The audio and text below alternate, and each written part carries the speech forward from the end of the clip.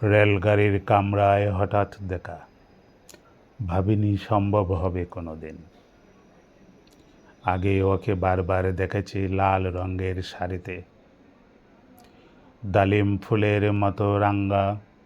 আজ পরেছে কালো রেশমের কাপড়, আঁচল তুলেছে মাথায়, দুলন চাপার মতো চিকন গৌর মুখখানি ঘিরে। মনে হলো কালো রঙের একটা গভীর দূরত্ব ঘনিয়ে নিয়েছে নিজের চারদিকে, যে দূরত্ব সর্ষে ক্ষেতের শেষ সীমানায় শালবনের নীলাঞ্জনে। থমকে গেল আমার সমস্ত মনটা। চেনা লোককে দেখলেম অচেনার গাম্ভীর্যে। হঠাৎ খবরের কাগজ ফেলে দিয়ে আমাকে করলে নমস্কার। সমাজবিধির পথ গেল খুলে, আলাপ করলেম শুরু। কেমন আছো, কেমন চলছে সংসার ইত্যাদি।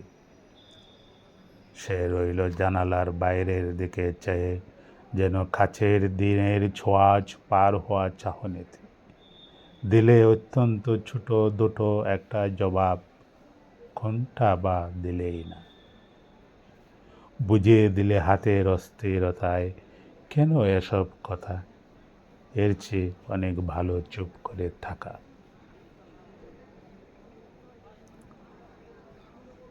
আমি ছেলে অন্য বেঞ্চিতে ওর সাথীদের সঙ্গে এক সময়ে আঙ্গুল নেড়ে জানালে কাছে আসতে।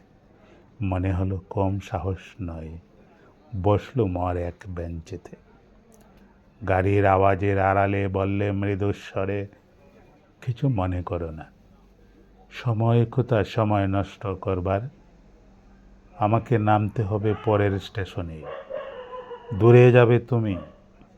তাই যে প্রশ্নটার জবাব এতকাল থেমে আছে, শুনব তোমার মুখে।